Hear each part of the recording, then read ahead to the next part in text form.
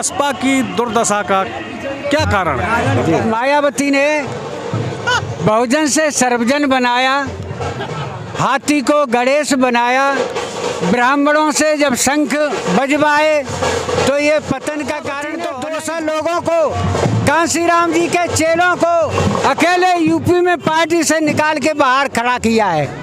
लेकिन आज मायावती में दम है तो मैं चैलेंज के साथ कह रहा हूँ, एक सती चंद मिश्रा को निकाल के दिखाए तो मैं आज भी उसको आयरन लेडी मानने के लिए तैयार हूँ।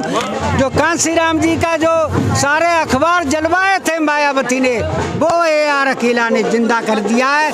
कांसीराम जी की विचारधारा अब मरने वाली नहीं है। उसी में आज बड़े नामचीन अकेला जी से मुलाकात हुई, जिन्होंने मान्यवर कांसीराम जी की लिखित पुस्तकों का संपादन किया और आनंद साहित्य सदन पुस्तकों में बहुत सारे अपने लेख लिखे हैं। महोदय, आपका स्वागत है। तथागत के जन्म दिवस पर कैसा महसूस कर रहे हैं? बहुत अच्छा महसूस कर रहे हैं। सारा देश बुद्ध पूर्णिमा को मना रहा है और पूरे देश में मनाने के बाद आज पूरी दुनिया बुद्ध के संदेशों से प्रेरित होकर बुद्ध पूर्णिमा को मनाने जा रही है आज।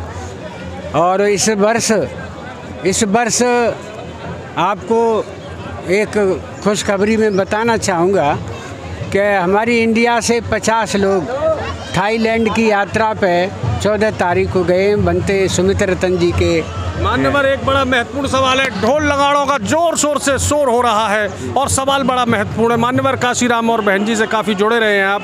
मेरा मात्र एक सवाल है, बसपा की दुर्दशा का क्या कारण है? देखिए, कोई भी नेता हो, जब वो अपने रास्ते से भटकता है और शॉर्टकट कर चल कर के वो सत्ता में आना चाहता है तो उसकी यही दुर्दशा होती है। मान्यवर कांसीराम जी ने जो अल्पजन से बहुजन बनाने का फार्मूला हमारी समाज को सिखाया कि हम बहुजन बना कर के इस देश पे हुक्मरान बन सकते हैं। बाबा साहब अम्बेडकर के बारे में उन्होंने कहा है, एक बार बाबा साहब का उदाहरण देते हुए, कि बाबा साहब अम्बेडकर 2 बार पार्लियामेंट का इलेक्शन लड़े मगर उनको कामयाबी नहीं मिल पाई। इसका मतलब ये नहीं है कि बाबा साहब अम्बेडकर के अंदर कोई कमी थी इसलिए नहीं जीत पाए, बल्कि उस समय के हालात ऐसे थे और बाबा साहब अम्बेडकर मात्र 6 जातियों को जोड़ पाए थे। महाराष्ट्र में महार, तमिलनाडु में पेरिया और आंध्र प्रदेश के माला, वेस्ट बंगाल के चांडाल। आप प्रखर वक्ता और प्रखर लेखक हैं। मेरा सवाल सिर्फ इतना है कि बसपा की बता रहा हूँ। तो वेस्ट बंगाल के चंडाल और पंजाब के और यूपी और उत्तर भारत में हिंदी बेल्ट के रबदासिया चमार जी बता रहा हूँ। तो मायावती ने बहुजन से सर्वजन बनाया, हाथी को गणेश बनाया, ब्राह्मणों से जब शंख बजवाए तो ये पतन का कारण तो होना ही था। 2 करोड़ की माला पहना करके ब्राह्मणों ने मायावती का दिमाग खराब कर दिया।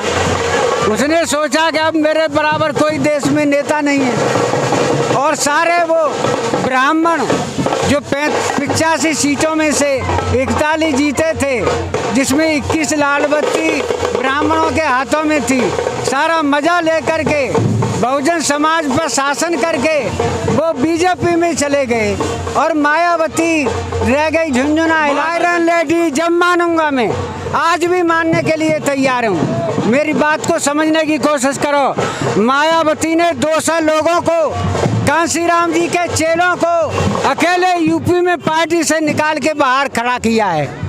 लेकिन आज मायावती में दम है तो मैं चैलेंज के साथ कह रहा हूँ, एक सती चंद मिश्रा को निकाल के दिखाए तो मैं आज भी उसको आयरन लेडी मानने के लिए तैयार हूँ। नहीं तो वो मैं ये समझूंगा को वो सतीश चंद्र मिश्रा के दबाव में हमारे समाज को बेचने का काम कर रही है और हम ये बर्दाश्त नहीं करेंगे। AR अकेला दद्दू प्रसाद के साथ खड़ा होकर के फिर से दोबारा से सामाजिक परिवर्तन मिशन के बैनर से विकल्प बना के देंगे और हम दलाली का काम हमने पहले भी नहीं किया और इस समाज को दलाली से बचाने के लिए ये काम फिर भी जी बहन जी दिन रात लगी हुई हैं करोड़ों लाखों करोड़ों दलितों के उत्थान के लिए, चाहे उन्हें सपा से हाथ मिलाना पड़ जाए, चाहे उन्हें BJP से हाथ मिलाना पड़ जाए, लेकिन अब इन्हें दलित भाइयों के शोषण को बर्दाश्त नहीं करेंगी। वो जल्द से जल्द प्रधानमंत्री या राष्ट्रपति बनकर देश की दलितों का कल्याण करेंगे।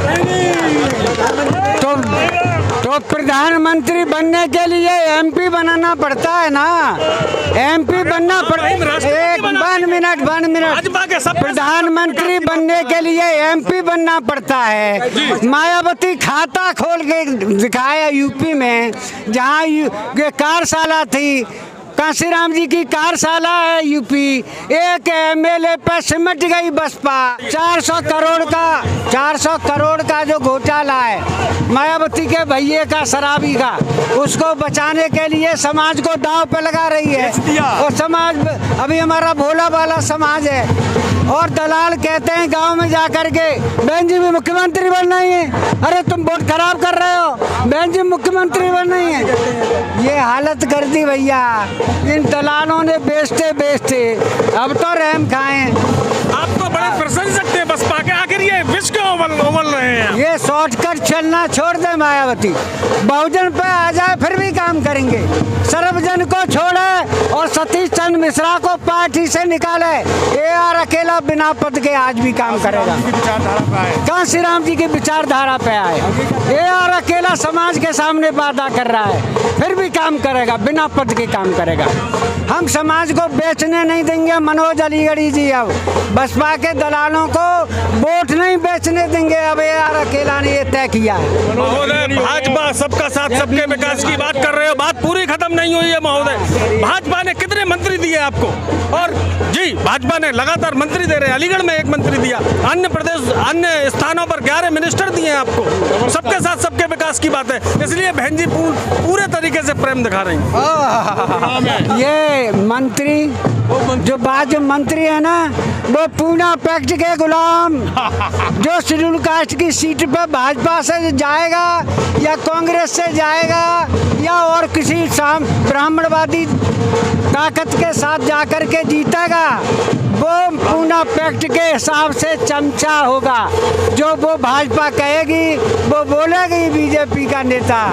हम जो चाहते हैं वो नहीं बोल सकता, इसलिए विकल्प आपको मिनिस्टर बना दिया। हम विकल्प बनाएंगे। कांशीराम जी का रोड मैप हमने तैयार किया है, 4500 पृष्ठों का संकलन किया है। मायावती ने जो खड़े होकर के जलवाया था, जो कांशीराम जी का जो सारे अखबार जलवाए थे मायावती ने, वो AR अकेला ने जिंदा कर दिया है।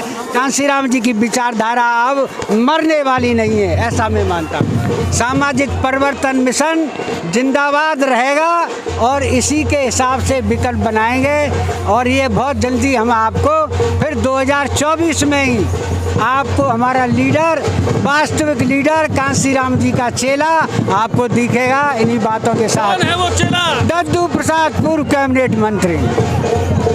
तो साथियों आप थे हमारे साथ AR अकेला जी। देखने में तो काफ़ी अकेले लगते हैं, लेकिन इनके साथ लाखों करोड़ों इनके रीडर हैं जो इनको पढ़ते हैं और सुनते हैं, देखते हैं। अकेला जी मेरी आपको बहुत बहुत शुभकामनाएं। आपके जो विचार हैं वो जन जन तक पहुँचे और शहर, प्रदेश और देश का कल्याण हो। चैनल को धन्यवाद जो आपने मौका दिया, इसके लिए आपके चैनल को धन्यवाद करते हुए मनोज अलीगढ़ी। जय भीम, जय भारत।